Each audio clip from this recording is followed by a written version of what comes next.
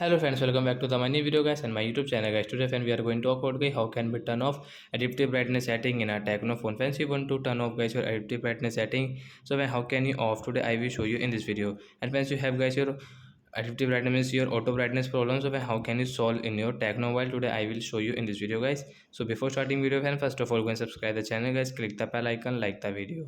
First of all guys, turn on your phone setting guys. After on phone setting I scroll it. Hence you can see display and brightness guys, tap here.